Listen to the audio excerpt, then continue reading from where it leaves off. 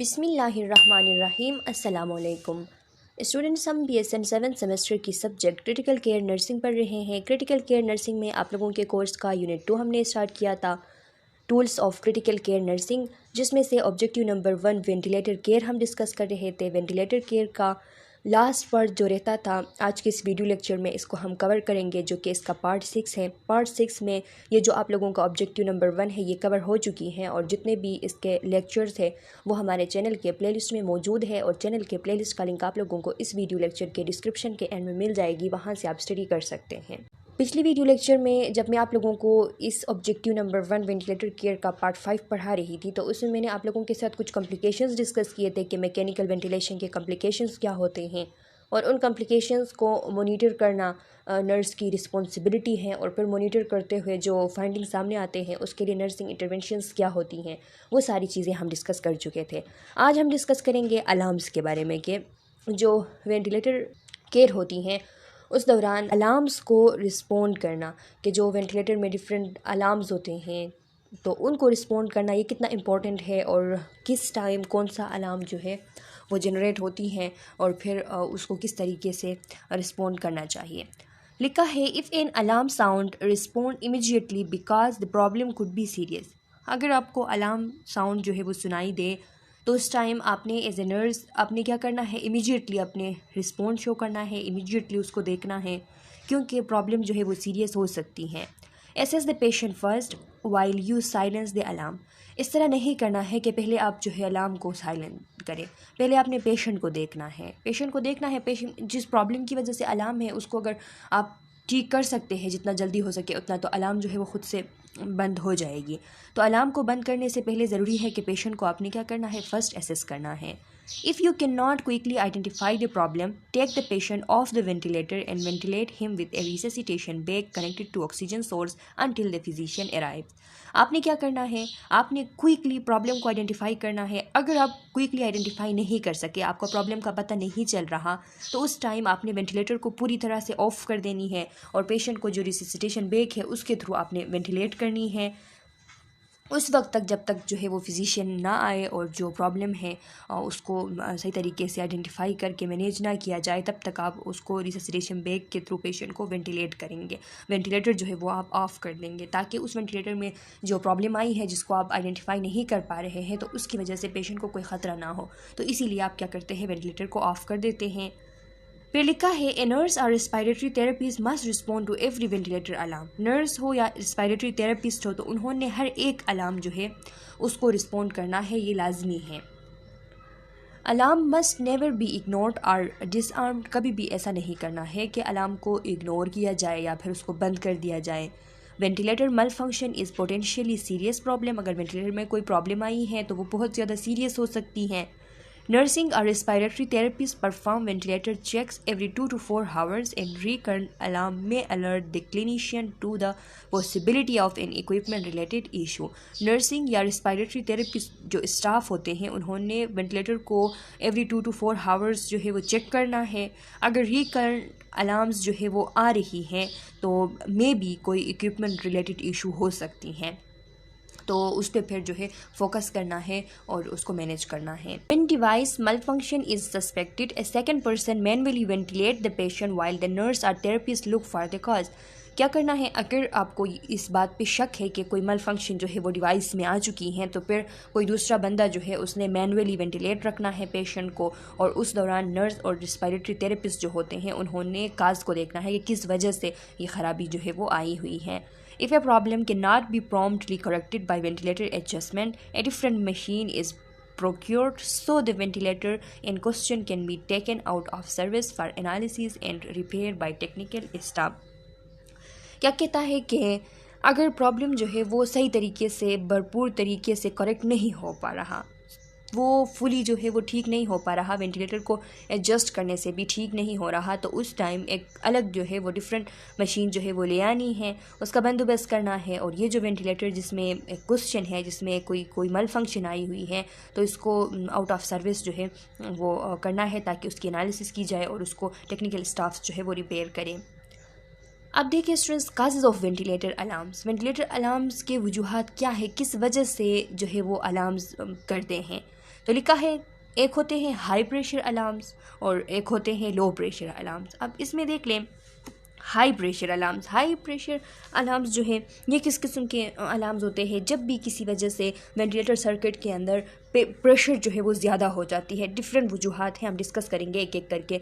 तो प्रेशर ज़्यादा होने की वजह से जब जो है नॉर्मल जितना लेवल है उसको क्रॉस करने की वजह से जो अलार्म्स होती हैं तो उनको हम कहते हैं हाई प्रेशर अलार्म्स। देखिए ये कब हो सकती हैं, तो फर्स्ट वन लिखा है कि इंक्रीज सिक्रीशंस। अगर सिक्रीशन ज़्यादा हो गई और उनकी वजह से ट्यूब्स जो है वो ब्लॉक हो गए तो एयरवे प्रेशर जो है वो ज़्यादा हो जाता है। किंक वेंटिलेटर ट्यूबिंग और एंडोट्रेकियल ट्यूब, जो ETT है, एंडोट्रेकियल ट्यूब है वो, या फिर जो वेंटिलेटर ट्यूबिंग जो भी है, तो उसमें वो अगर बेंड हो जाए तो उसकी वजह से प्रेशर हाई हो सकती है, रेजिस्टेंस डेवलप होती है। इस वजह से पेशेंट बाइटिंग द ETT, किसी तरीके से पेशेंट ने अगर बाइट कर लिया ETT को, वेंटिलेटर ट्यूबिंग के अंदर अगर वाटर हैं, इसके अलावा ETT advance into the right main stem bronchus, जो हमने डिस्कस की थी कि एक लंग में चली जाती है। अगर ETT को जो इंसर्ट करते हुए बहुत ज़्यादा उसको आगे ले जाया जाता है तो वो ज़्यादातर राइट लंग जो है उसके मेन स्टेम ब्रोंकस में चली जाती हैं, तो वहाँ पे एक लंग के अंदर प्रेशर बहुत ज़्यादा हो रहा है, तो इस वजह से भी हाई प्रेशर अलार्म्स जो है वो होते हैं। लो प्रेशर अलार्म्स कब होते हैं, जब ट्यूब डिस्कनेक्ट हो जाए किसी तरीके से, कफ़ के अंदर जो है वो लीकेज हो, कफ़ जो है वो सही तरीके से बंद नहीं हो रही हो, उसमें कोई प्रॉब्लम है तो उसकी वजह से लो प्रेशर अलार्म हो सकती हैं। ट्यूब में अगर कोई हॉल हो, ETT ट्यूब में या वेंटिलेटर ट्यूबिंग में कोई हॉल हो तो उसकी वजह से लो प्रेशर अलार्म हो सकती हैं। अगर ह्यूमिडिफायर के अंदर कोई लीक है तो इसकी वजह से भी लो प्रेशर अलार्म हो सकती हैं। ऑक्सीजन अलार्म कब होती हैं, the oxygen supply is insufficient और इज़ नॉट प्रॉपरली कनेक्टेड। अगर ऑक्सीजन सप्लाई प्रॉपरली कनेक्टेड नहीं है या ऑक्सीजन सप्लाई जो है वो इनसफिशिएंट है तो उस टाइम ऑक्सीजन अलार्म्स जो है वो होते हैं। हाई रिस्पायरेटरी रेट अलार्म्स, जब रिस्पायरेटरी रेट जो है वो हाई हो जाती हैं तो तब भी अलार्म्स होते हैं। कौन कौन से टाइम पे रिस्पायरेटरी रेट हाई हो सकती हैं, तो एपिसोड ऑफ ट्रकिपनिया, अगर किसी को एपिसोड ऑफ ट्रकिपनिया जो है वो हो रही हैं तो उस टाइम जो है वो हाई रिस्पायरेटरी रेट अलार्म्स बच सकती हैं। एंजाइटी अगर पेशेंट को है तो उसकी वजह से भी रिस्पायरेटरी रेट हाई हो जाती हैं। पेन की वजह से, हाइपोक्सिया अगर है तो उसकी वजह से, फीवर अगर है तो उसकी वजह से, तो इन सब वजूहात के अंदर क्या होता है कि रिस्पायरेटरी रेट हाई हो जाती है, जिसकी वजह से हाई रिस्पायरेटरी रेट अलार्म्स जो है वो वेंटिलेटर पे होती हैं।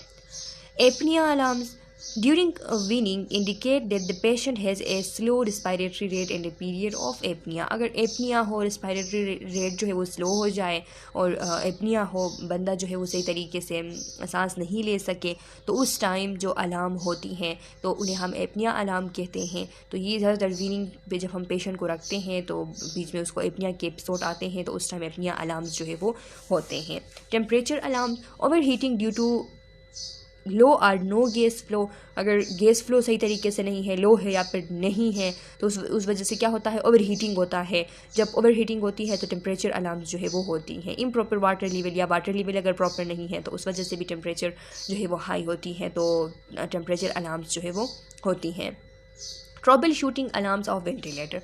ट्रबल शूटिंग का मैंने आप लोगों को पिछली वीडियो लेक्चर में बता दिया था कि कोई किसी भी सिस्टमेटिक प्रोसेस जो होता है, एक सिस्टमेटिक प्रोसेस है।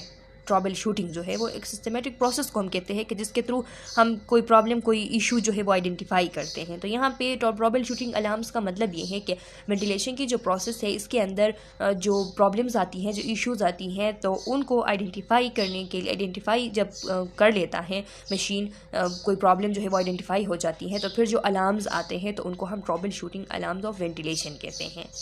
तो इसमें लिखा है डिस्प्ले मैसेज, पॉसिबल काज, रेमेडी। डिस्प्ले मैसेजेस भी आपको जो है डिफरेंट मैसेजेस डिस्प्ले होते हैं। उनमें फर्स्ट वन जो है वो इस तरह आपको डिस्प्ले हो सकती है कि high continuous pressure. High continuous pressure, देखिए इसका हाई कंटिन्यूस प्रेशर क्यों होगी, पॉसिबल काज इसकी देख ले।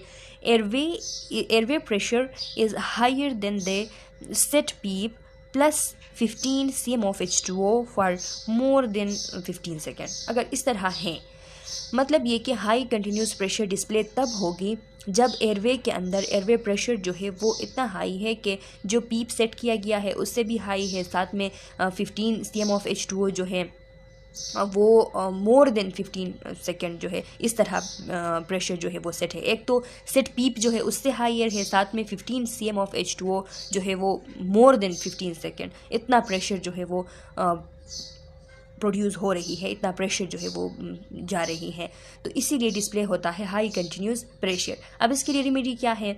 तो इसके लिए रेमेडी ये है कि आप एज ए नर्स क्लाइंट को चेक करेंगे कि कोई प्रॉब्लम तो नहीं है, सर्किट को आप चेक करेंगे, वेंटिलेटर सेटिंग्स आप देखेंगे और अलार्म्स के लिमिट्स जो है उनको आप देखेंगे। ये कब होता है, ये क्यों होता है? मतलब ये कि एयरवे प्रेशर जो है वो पीप जो सेट पीप है उससे भी ज़्यादा और फिर 15 cm of H2O for more than 15 second, ये क्यों होता है? ये इसलिए होता है कि जब वेंटिलेटर जो है उसमें प्रेशर जो है वो बहुत ज़्यादा हो जाए, प्रेशर बहुत ज़्यादा सेट हो जाए। फॉर एग्ज़ाम्पल पेशेंट के एयरवे के अंदर रेजिस्टेंस ज़्यादा है, या फिर इस तरह हो सकती है कि कोई ऑब्स्ट्रक्शन है ट्यूबिंग के अंदर, तो उस वजह से ये हो सकता है। तो इसीलिए क्लाइंट को भी चेक करना है और सर्किट को भी चेक करना है, वेंटिलेटर सेटिंग को चेक करनी है और अलार्म्स की लिमिट को चेक करनी है कि कौन सा लिमिट जो है वो अलार्म्स के लिए रखा गया है। फिर चेक ट्यूबिंग अगर डिस्प्ले हो जाए, डिस्प्ले मैसेज हमें चेक ट्यूबिंग का मिले, तो उस टाइम ये क्यों हो सकती हैं, चेक ट्यूबिंग की हमें मैसेज जो है वो क्यों डिस्प्ले हो जाती हैं? तो ये इस वजह से डिस्प्ले हो जाती हैं कि disconnected pressure transducer, block pressure transducer, water in the expiratory limb, wet bacterial filter, closed bacterial filter.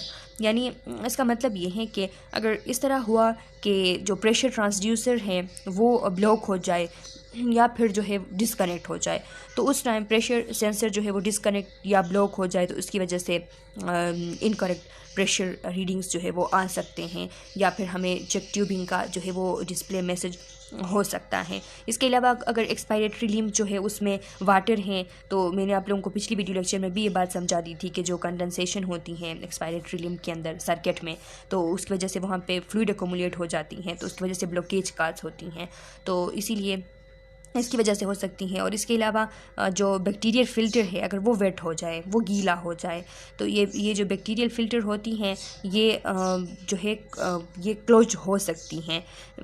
मतलब मॉइस्चर अगर ज़्यादा है, अगर जो है मॉइस्चर वहाँ पे ज़्यादा है तो मॉइस्चर के ज़्यादा होने की वजह से ये भर सकती हैं। ये एक वहाँ पे एक फ़िल्टर होता है, तो इस फ़िल्टर को इस तरह पानी से भरना नहीं होता है, ये खाली होना इसको होता है। और बैक्टीरियाज जब यहाँ से बैक्टीरियाज वगैरह जब आते हैं तो वो इसमें ये इसको अपनी तरफ खींच लेता है और उनके लिए वहाँ पे मौजूद होता है, बैक्टीरियाज वगैरह को अंदर जाने से ये फ़िल्टर करता है। तो फिर ये इस तरह वाटर जो है फिल नहीं होना चाहिए, तो वहाँ पे कंडेंसेशन होती है, मॉइस्चर ज़्यादा होती है, तो इस वजह से ये फ़िल्टर जो है वो इस तरह भर सकती हैं। क्लोज्ड कहते हैं भरने को, तो ये जब भर जाती हैं तो इसकी वजह से भी चेक ट्यूबिंग का मैसेज जो है वो डिस्प्ले हो सकता है। तो उस टाइम हम क्या करेंगे, वेंटिलेटर जो है उसके अंदर जो ये फ़िल्टर लगी हुई है इसको हम रिप्लेस करेंगे, न्यू फ़िल्टर जो है वो लगाएंगे। वाटर अगर उसमें जमा है तो उसको निकालेंगे, और अगर फिर भी ठीक नहीं हो सकी तो सर्विस को रिफ़र करेंगे। अगर हमें मैसेज इस तरह डिस्प्ले होती हैं कि airway pressure too high, airway pressure too high, तो ये तब हो सकती हैं जब कोई ट्यूब जो है वो ब्लॉक हो जाए या बेंड हो जाए, म्यूकस सिक्रीशंस जो है वो प्लग हो जाए, कोई भी म्यूकस सिक्रीशन या दूसरे सिक्रीशंस वो जो है वो फंस जाए ट्यूबिंग के अंदर, तो तब हो सकती हैं। या फिर कफिंग अगर हो रही है या फिर फाइटिंग अगर हो रही है, तो इस दोनों की वजह से हो सकती हैं। फाइटिंग मीन्स के पेशेंट के जो उसके वो है पेशेंट के जो वो इनिशिएटिव जो पेशेंट लेता है, तो साथ में वेंटिलेटर भी लेता है, पेशेंट भी लेता है, तो दोनों में जो है वो एक बेतरतीबी सी आ जाती है, तो इसको हम कहते हैं वेंटिलेटर पेशेंट फाइटिंग। या फिर इस तरह भी हो सकता है कि पेशेंट को अगर बहुत ज़्यादा एंजाइटी है तो उस एंजाइटी की वजह से पेशेंट डिस्कम्फर्ट में होता है, तो उसके लिए भी हम फाइटिंग लफ्ज़ जो है वो यूज़ कर सकते हैं। तो इसके लिए हमने क्लाइंट को चेक करना है, इस फाइटिंग की वजह से एयरवे प्रेशर जो है वो बहुत ज़्यादा हाई हो जाती हैं, तो इसीलिए क्लाइंट को भी हमने चेक करना है, वेंटिलेटर सेटिंग को और अलार्म्स की लिमिट को भी हमने चेक करना है। लिमिटेड प्रेशर, अच्छा स्टूडेंट्स, अब अगर हमारे साथ डिस्प्ले हो जाता है मैसेज लिमिटेड प्रेशर का, तो लिमिटेड प्रेशर का मैसेज तब हमें डिस्प्ले हो सकता है जब ब्रीथिंग एफर्ट्स पेशेंट के अगर इंक्रीज हो जाए, यानी फाइटिंग का यहाँ पे जो जिक्र है तो उसकी वजह से may be set pressure limit जो है वो एक्सीड हो सकती हैं, तो अलार्म जो है वो हो जाती हैं। या फिर इस तरह भी हो सकता है कि रेजिस्टेंस हो, ब्रोंकोस्पाज्म कोई हो, या सिक्रीशंस जो है वो हो और ब्लॉक हो गई हैं ट्यूबिंग या बैंड हो गई हैं, तो उसकी वजह से भी एयरवे प्रेशर जो है वो एलिवेट हो जाती हैं और लिमिटेड प्रेशर अलार्म जो है वो ट्रिगर हो जाती हैं। ये लिमिटेड प्रेशर अलार्म जो है ये इसलिए होता है ताकि पेशेंट के एयरवेज जो है उनको एक्सेसिव प्रेशर से बचाया जा सके, ताकि जो लंग्स है वो डैमेज ना हो और कॉम्प्लिकेशंस ना हो। तो इसीलिए यहाँ पे लिखा है कि लिमिटेड प्रेशर डिस्प्ले जब हो जाती हैं तो उस टाइम हमने देखना है कि किसी ना किसी वजह से प्रेशर जो है वो हाई हो चुकी है, जैसे कि kink, block, mucus, intubing, coughing, fighting patient. उस टाइम हमने देख के क्लाइंट को चेक करना है, वेंटिलेटर को चेक करना है और अलार्म लिमिट जो है उनको चेक करना है। Expired minute volume too high. अच्छा स्टूडेंट्स, अब इसको देख ले, expired minute volume too high अगर ये मैसेज डिस्प्ले हो जाए तो ये किस वजह से हो सकती हैं? मे बी वेंटिलेटर में पेशेंट वेंटिलेटर ऑटो साइकिलिंग पे है और वहाँ पे पर पेशेंट की जो एक्टिविटी लेवल है वो इंक्रीज़ हो गई, फाइटिंग हो गई, तो इसकी वजह से ये रीडिंग हमें मिल सकती हैं। अलार्म सेटिंग जो है वो अगर इम्प्रॉपर हैं, लो फ्लो ट्रांसड्यूसर, जो फ्लो ट्रांसड्यूसर हैं मे बी वो जो है उसमें कोई फॉल्टी जो है वो फ्लो हो रही है या फिर फ्लो जो है वो नहीं हो रही है, तो उस time expired minute volume too high ये हमें मिल सकता है डिस्प्ले मैसेज। और इसकी रेमेडी ये है कि हमने क्लाइंट को चेक करना है, check trigger sensitivity and alarm setting. हमने क्या करना है, जो अलार्म सेटिंग है तो उसको भी देखना है और ट्रिगर सेंसिटिविटी को देखना है कि ट्रिगर सेंसिटिविटी जो है वो हाई है या लो है। अगर ट्रिगर सेंसिटिविटी जो है वो हाई है तो उस टाइम ज़ाहिर सी बात है कि पेशेंट के जितने भी एफर्ट्स होंगे तो वो जल्दी से वेंटिलेटर जो है वो उसको जल्दी से पिक करेगा और ब्रेथ जो है वो प्रोवाइड करेगा। लेकिन अगर लो है तो फिर पेशेंट के जो एफर्ट्स है वो ज़्यादा होंगे तब जाके वो डिटेक्ट कर सकेगा, अगर कम होंगे तो नहीं डिटेक्ट कर सकेगा। तो यही बात। इसके अलावा लिखा है dry the flow transducer. Flow transducer जो है उसको भी हमने ड्राई रखना है, अलार्म सेटिंग को देखनी है, तो इससे ये हम ठीक कर सकते हैं। फिर है expired minute volume to low. ये किस वजह से हो सकती हैं, टू लो किस वजह से हो सकती हैं? अगर स्पॉन्टेनियस क्लाइंट ब्रीथिंग एक्टिविटी जो है वो लो हो रही हैं तो उस टाइम ये हो सकती हैं। अगर कफ में कोई लीकेज है तो उस टाइम हो सकती हैं, और इम्प्रॉपर अलार्म सेटिंग की वजह से हो सकती हैं। तो उस टाइम कफ प्रेशर को हमने चेक करना है, सर्किट में हमने देखना है कि पास टाइम जो है वो कितना है सर्किट में, वो हमने चेक करनी है। और इसके अलावा हमने ग्राफिक्स को देखने हैं, डिफरेंट जो रीडिंग्स हमें मिलती हैं तो उसको हमने देखना है। फिर इस तरह भी हो सकता है expired minute volume display reads, ये हमें मिल सकते हैं। इस तरह अगर हमें मिले तो फिर हम इसकी वजह ये हो सकती है कि फ़्लो ट्रांसड्यूसर में कोई मसला है, सर्किट या डिस्कनेक्ट हो चुका है, तो उस टाइम हम फ़्लो ट्रांसड्यूसर जो है उसको रिप्लेस करेंगे और वाईपीस जो है वो हम क्लाइंट के साथ कनेक्ट करेंगे, तो इससे फिर जाके हम उसको मैनेज कर सकते हैं। एपनिया अलार्म हो सकते हैं। Apnoea alarm time between two consecutive inspiratory effort exceed. अगर टू इंस्पायरेटरी एफर्ट्स जो है उसमें टाइम जो है वो एक्सीड कर गया, नॉर्मल को एक्सीड कर गया, तो उसको हम एपनिया अलार्म कहते हैं। अलार्म होती हैं और उसको हम एपनिया अलार्म कहते हैं। जैसा कि एडल्ट्स के लिए 20 सेकेंड जो है वो नॉर्मल है, टू कंसेक्यूटिव इंस्पायरेटरी एफर्ट्स के दरमियान 20 सेकेंड का जो टाइम है वो इससे ज़्यादा हो जाए तो एपनिया अलार्म हो सकती हैं। पीड्स के लिए 15 सेकेंड है और यूनिट के लिए 10 सेकेंड है। ये आप लोगों ने याद रखनी है, मे भी आप लोगों से MCQs में पूछी जा सकती हैं। और इसमें अब आपने क्या करना है, रेमेडीज़ के लिए है कि क्लाइंट को चेक करें और वेंटिलेटर सेटिंग को चेक करें। पीप, सीपेप और plateau pressure fails to be maintain. अच्छा स्टूडेंट, अगर इस तरह का रीडिंग आपको मिल जाता है, इस तरह का डिस्प्ले मैसेज आपको मिल जाता है, तो इसकी वजह ये हो सकती है कि कफ़ के अंदर लीकेज है, क्लाइंट सर्किट जो है उसके अलार्म लिमिट जो है वो इम्प्रॉपर हैं, इम्प्रॉपर सेटिंग उसकी की गई है। तो इसके लिए आप कफ प्रेशर को देखेंगे, क्लाइंट के जो सर्किट है उसको चेक करेंगे, पास टाइम को चेक करेंगे और ग्राफिक्स को देखेंगे ताकि वेरीफाई हो सके कि किस चीज़ की वजह से जो है वो मसला आया हुआ है। ये आपने याद रखनी है। अब यहाँ पे ग्राफिक्स का मैंने आप लोगों को बता दिया कि ग्राफिक्स जो विजुअल प्रेजेंटेशंस होते हैं वेरियस रिस्पायरेटरी पैरामीटर्स की वेंटिलेटर मॉनिटर के ऊपर, उनको हम ग्राफिक्स कहते हैं। तो उनको हम देखते हैं और उससे हम अंदाज़ा लगा सकते हैं, वेरीफाई कर सकते हैं कि वेंटिलेटर सपोर्ट जो है उसको हम देख सकते हैं कि कितना ज़्यादा वेंटिलेटर सपोर्ट जो है वो चाहिए। इन चीज़ों का हम ग्राफिक्स को देख के वेरीफाई कर सकते हैं। अच्छा स्टूडेंट्स, अब देखें यहाँ पे लिखा है मेथड्स ऑफ वीनिंग। वीनिंग जो है वो हम किस तरीके से कर सकते हैं, मेथड्स ऑफ वीनिंग जो है वो क्या है। तो फर्स्ट वन जो है वो टी पीस ट्रायल है। टी पीस ट्रायल इसकी पिक्चर में आप लोगों के साथ शेयर कर दूंगी, आप लोगों को समझ आ जाएगी जब आप लोग इसकी पिक्चर देख लेंगे कि ये किस किस्म की एक वीनिंग जो है वो मेथड होती हैं। इसके अलावा सीपेप पे हम रख सकते हैं वीनिंग के दौरान, जो कंटिन्यूस पॉजिटिव एयरवे प्रेशर होती हैं। सिंक्रोनाइज्ड इंटरमिटेंट मैंडेटरी वेंटिलेशन पे हम रख सकते हैं, और पीएसवी जो है प्रेशर सपोर्ट वेंटिलेशन, उस पर भी हम रख सकते हैं। टी पीस ट्रायल जो है इसको देख ले। It consist of removing the patient from the ventilator and having him or her breathe spontaneous on T tube connected to oxygen source. इसमें हम क्या करते हैं, पेशेंट को वेंटिलेटर से जो है वो रिमूव कर देते हैं, वेंटिलेटर को रिमूव कर देते हैं, और स्पॉन्टेनियस ब्रीथिंग जो है उनकी होती हैं, और हम उनको टी ट्यूब पे रख देते हैं। टी ट्यूब जो है उसकी मैं आप लोगों के साथ इसकी पिक्चर शेयर कर दूंगी, तो आप लोगों को समझ आ जाएगी इसके प्रोसीजर की। तो वो ऑक्सीजन सोर्स जो है उसके साथ कनेक्ट होता है।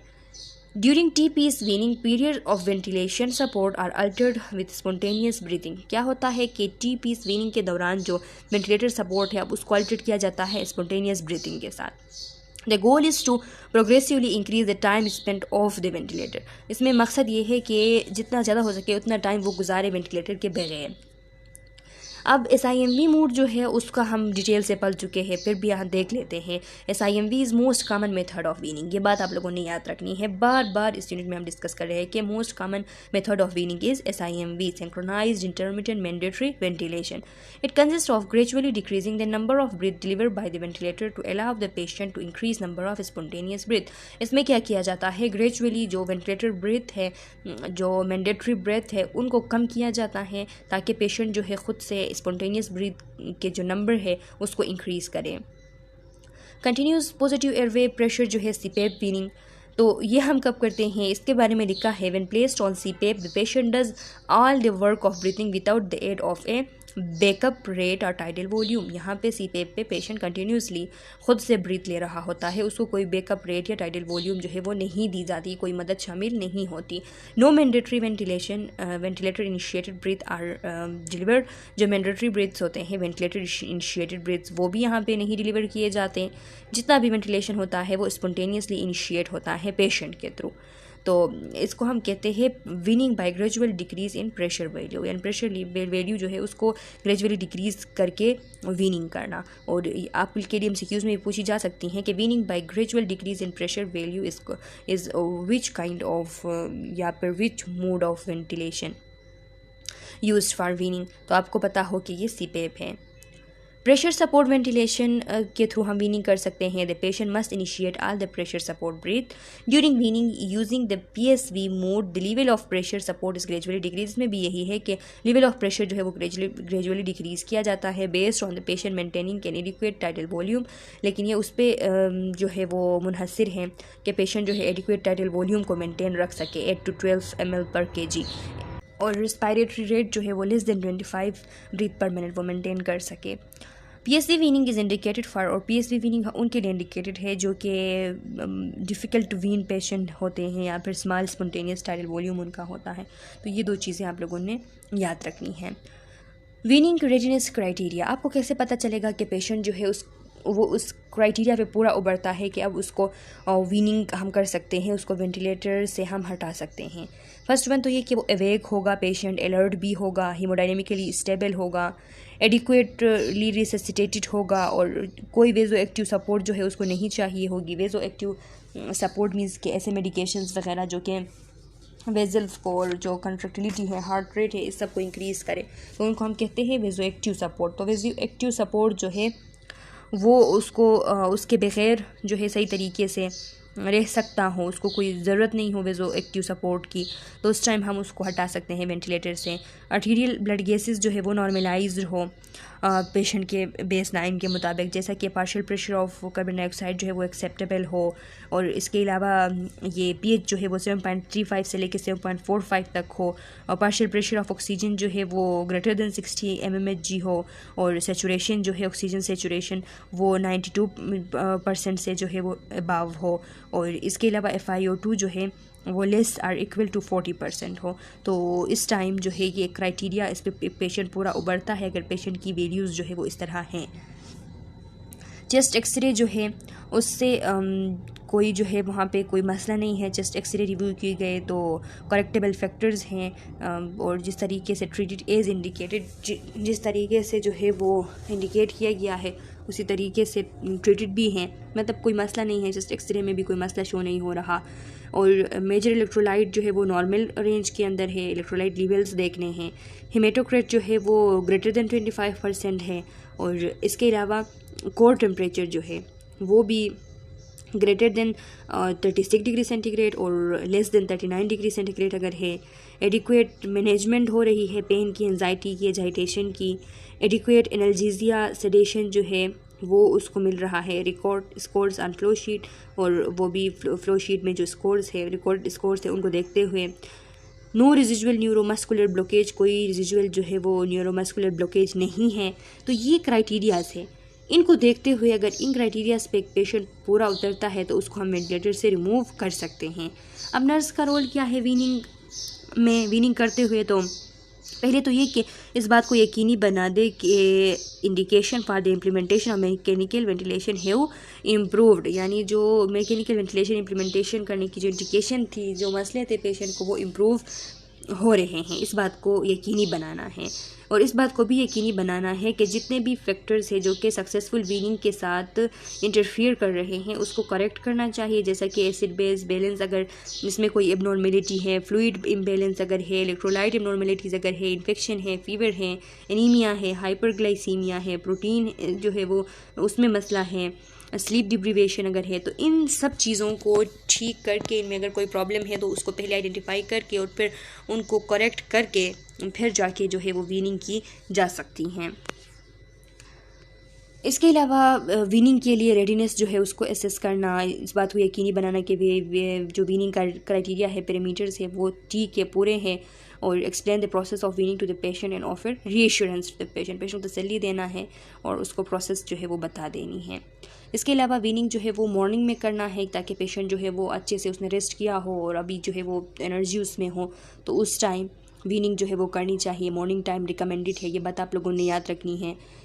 और पेशेंट के बेड का हेड जो है वो थोड़ा एलिवेट करना है। प्लेस द पेशेंट अपराइट, और अपराइट जो है वो पेशेंट को रखना है। Ensure a patient airway and suction if necessary before A weaning trial, यानी पेशेंट के एयरवे को और सक्शन को जो है वो देखना है, यकीनी बनाना है इन चीज़ों को कि वीनिंग ट्रायल जो है उससे पहले ताकि कोई कॉम्प्लिकेशंस ना हो।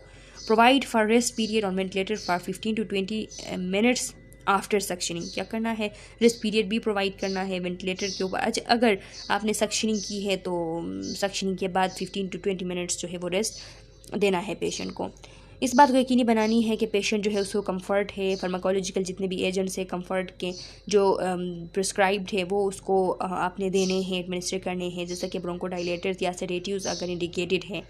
पेशेंट की मदद करनी है कि वो उसकी जो डिस्कम्फर्ट है, एप्रीहेंशन यानी एंजाइटी, उसको जो परेशानी हो रही है वो दूर हो सके।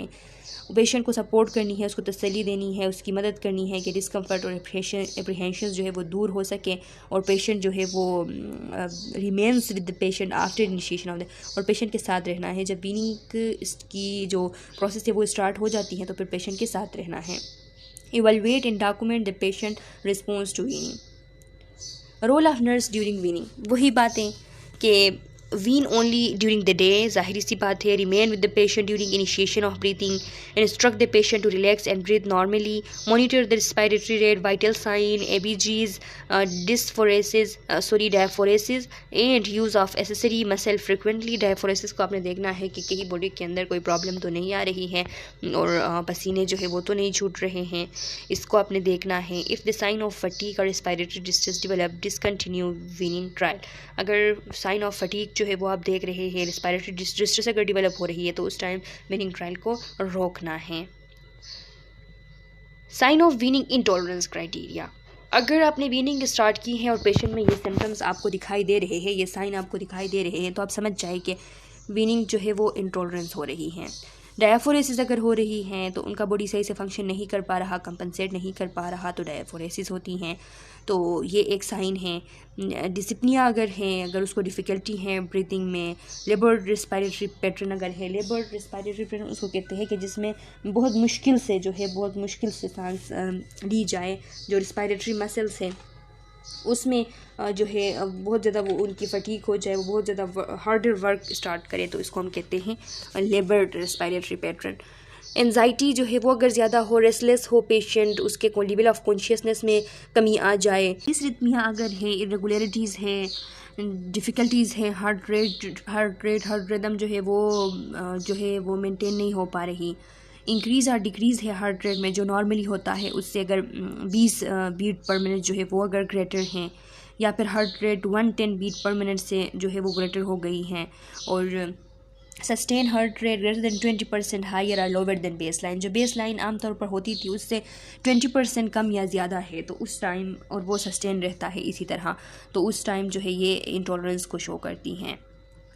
इंक्रीज़ और decrease in blood pressure of greater than 20 mmHg, systolic blood pressure अगर ग्रेटर देन 180 है और डायस्टोलिक ब्लड प्रेशर जो है वो अगर ग्रेटर देन 90 mmHg है, तो उस टाइम ये इंटॉलरेंस को शो करती हैं। रिस्पायरेटरी रेट जो है वो नॉर्मल बेस लाइन से अगर 10 ज़्यादा हो जाए, या फिर 30 हैं तो 30 से ज़्यादा हो जाए, और उसी तरह सस्टेन रहे, या फिर सस्टेन रिस्पायरेटरी रेट जो है वो greater than 35 breath per minute ये सस्टेन रहे, तो ये भी इंटॉलरेंस को शो करती हैं। इसके अलावा टाइडल वॉल्यूम जो है वो less than or equal to 5 ml पर kg, और फिर मिनट वेंटिलेशन जो है वो लेस देन 200 ml पर kg पर मिनट। इस तरह ये जो वैल्यूज़ हैं इसमें अगर इस तरह चेंजेस आ जाती हैं कि ये less than 5, tidal volume less than 5 ml पर kg होता है, और मिनट वेंटिलेशन जो है वो लेस देन 200 ml पर kg पर मिनट होता है, तो ये जो है ये भी इंटॉलरेंस को शो करती हैं। ऑक्सीजन सैचुरेशन जो है वो अगर लेस देन 90% है, और इसके अलावा पार्शियल प्रेशर ऑफ ऑक्सीजन जो है वो लेस देन 60 mmHg है, और pH जो है उसमें भी अगर डिक्रीज़ आ गई है लेस देन 7.35 है, और partial pressure of carbon dioxide जो है वो इंक्रीज़ हो गया है, तो ये सब जो है वो इंटॉलरेंस को शो करती हैं। तो उस टाइम हमने वीनिंग जो है उसको डिसकंटिन्यू करनी है। नर्स जो है आफ्टर वीनिंग नर्स का क्या रोल है, इस बात को यकीनी बनाएं कि एक्सट्यूबेशन क्राइटेरिया जो है वो मेट हुए हैं, डीकैनुलेट जो है डीकैनुलेशन या एक्सट्यूबेशन करनी है, डॉक्यूमेंटेशन करनी है। फिर अच्छा स्टूडेंट्स, तो ये देखिए आप लोगों का ये जो ऑब्जेक्टिव नंबर 1 वेंटिलेटर केयर है ये कवर हो चुकी हैं। मैं उम्मीद करती हूँ कि ये यूनिट सारा आप लोगों को सही तरीके से समझ आ गया है। इसमें जो इंपॉर्टेंट टॉपिक्स है वो मोड ऑफ वेंटिलेशन, जिसके नोट्स भी मैं आप लोगों के साथ शेयर कर चुकी हूँ। इसी लेक्चर्स के अंदर जो पार्ट 3 है इसका, वेंटिलेटर केयर का जो पार्ट 3 है, वहाँ पे कमेंट सेक्शन के अंदर मैंने लिंक, ड्राइव लिंक जो मेरे अपने हैंड रिटन नोट्स हैं उनके मैंने वहाँ पे मैं पेस्ट कर चुकी हूँ, तो वहाँ पे आप लोग देख सकते हैं, वहाँ से अपना कंसेप्ट क्लियर कर लें। इसके अलावा यहाँ पे इस यूनिट के अंदर जो वैल्यूज़ दी गई है डिफरेंट चीज़ों की, कि वेंटिलेटर पे कब पेशेंट को रखना है, पार्ट 2 के अंदर कौन कौन से क्राइटेरियाज़ हैं जिनको देखते हुए हम पेशेंट को वेंटिलेटर के ऊपर रखते हैं, फिर कौन कौन से क्राइटेरियाज़ हैं जिनको वो अगर मेट हो जाए तो वेंटिलेटर को हम रिमूव करते हैं। तो ये सारी नॉर्मल वैल्यूज़, ये ABGs वगैरह का आप लोगों को डिफरेंट चीज़ों का बताया था। और इसके अलावा जो मोड्स ऑफ वेंटिलेशन हैं, वेंटिलेटर के जो टाइप्स हैं, ये सारी चीज़ें आप लोग कंसेप्ट क्लियर कर लें इनसे रिलेटेड, ताकि आप लोगों को एग्ज़ाम्स में कोई प्रॉब्लम ना हो। फिर भी कोई क्वेश्चन, कोई प्रॉब्लम है तो कमेंट सेक्शन में अपना क्वेश्चन डाल लें। मैं इंशाल्लाह नेक्स्ट वीडियो लेक्चर में कोई और चैप्टर स्टार्ट करूँगी, कोई और टॉपिक स्टार्ट करूँगी, तो उसमें आप लोगों के क्वेश्चंस का आंसर करूँगी। तब तक के लिए अल्लाह हाफिज़।